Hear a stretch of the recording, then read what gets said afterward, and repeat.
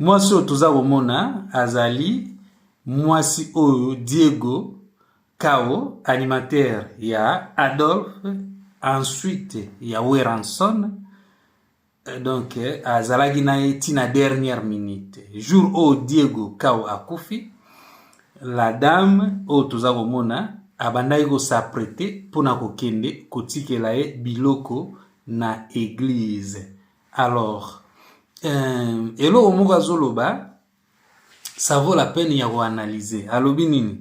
Alobi ba trouble, ba problème ya santé ya Diego Kao ebandi ye tango ba raté Zénith ya 2022, Zénith ya Weranson. Alors tango yoki ka bongo eye kokoma ba problème ba makolo ba nini tout ça ebandaki nanu ba perte ya mémoire, ba trouble mentaux et voilà.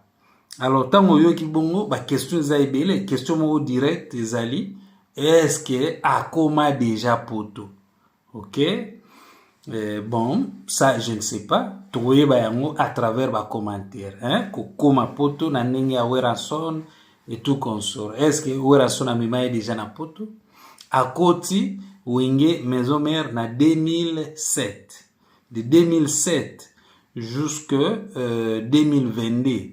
Est-ce que Weranson akendeki poto? Phénomène combattant ezalaki ebandi vers 2010 de musique et katani complètement.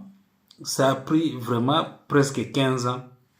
Il y a 2020 tant qu'il fallait betaki, en tout cas moyen de compter en openza exact parce qu'il y avait des dégâts. Donc maîtrise la situation ezalaki te abetaki na ye, mais maîtrise la situation ezalaki te. Alors 2023 oui, yangonde nous les bon plus ou moins 13 ans.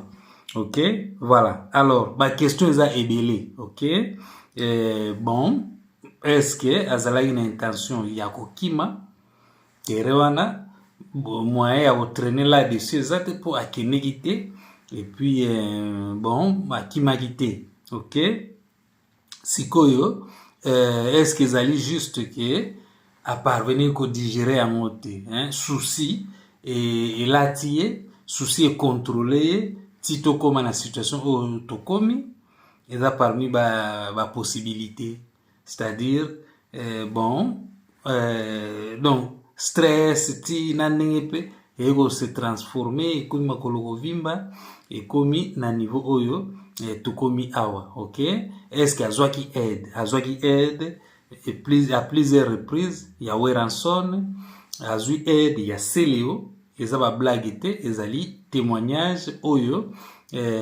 mwasi na ye asali. Na remercier Seleo na remercier Weranson oyo asalaki asalaki, mais malgré ça mwana mai atiki biso. OK, alors à travers ba commentaire il y a photo on a publié qui concernant sujet oyo il y a souci il y a poto ezala batu mususu balobeli que bon voilà ba tala on a ndenge ya ba mystique que bon asalaki loko moko boye ou quoi, mais ba terona ngana olinga ngo sute. OK, akoza na biloko na ye biloko vraiment na ndenga simple, c'est-à-dire ba cri na ye ba makamo oyo fala bimisa oyo amonaki ke yango ekopesa ye makambo juste kokende poto avec Weranson. Ce n'est pas suffisant pour ozwa peut-être ba mbongo ya mwa ebele na vie oyo esalaki osala ba makambo boye oyo tamususu osala ngoka une fois. Jusqu'au kende avec Wera, ce n'est pas suffisant. Il faut kende pendant que vous avez un succès, vous avez un cri en pe kangi, concert pe l'équipe bien, son, ils ont un problème te, banin batwa yoki yo bien, et par après, donc batwa komi go lukayo, pona mabanga, il y aura certains au baroya avant, mais mingi bayaga après, donc, au salagi exploit moko boye, na concert na bino, et puis, batu sikoyo bakomiko s'attacher na yo pona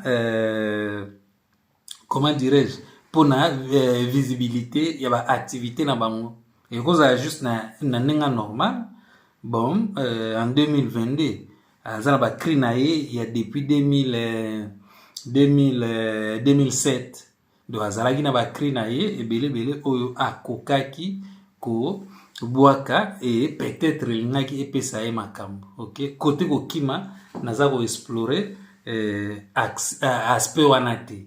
Alors situation oyo eza ya ba blague te ok ba condamner ngai ndenge naza ko analyser alors que azali lisusu te tango azalaki détail wana tozalaki nango te toyebaki aza kobela et parmi ba déclaration na ye détail wana nga nayokaki yango te omoni komela bimela babiloko makasi ezali mentionné pe à travers ba commentaire mais nga natelemi kaka na point wana ya poto c'est-à-dire quoi c'est-à-dire yo oza na poto ozali ko bénéficier na effort ya bakoko ya bato misusu ok basorganiza batikela bakoko ya bakoko donc veut dire batikela bana na bango na bakoko na bango na bakokolo de génération en génération batikela bango ba démocratie batikela bango ba structure ebele ya malamu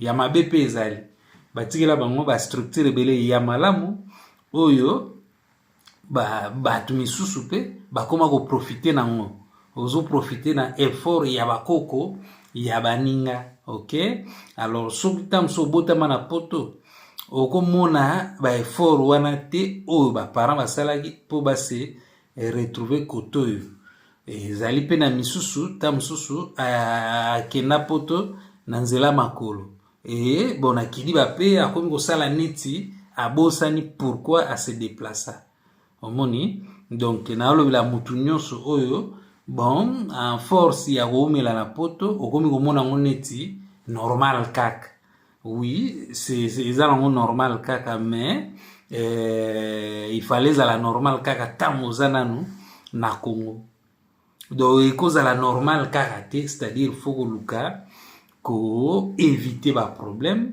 kozala à l'écart ya ba problème et puis ko meka kosala mieux parce que yango nde epusaka bato mwa ebele base retrouver na mikili bato baevokaka bapoint neti soins médicaux bon voilà donc bamakambo ebele ya bien yango wana c'est fort possible yango pe nde Diego Kao alukaki bon ou soit azalaki na intention ya kotikala ou bien azalaki na intention ya donc veut dire ko maximiser revenu na ye eza temps moko boye oyo bazwaka un peu plus bato bapesaka bango bacadeau bon mouvement pe bako récompenser bino par rapport ya événement ngo pe ekoti un peu ebele banini donc ezala makambo ebele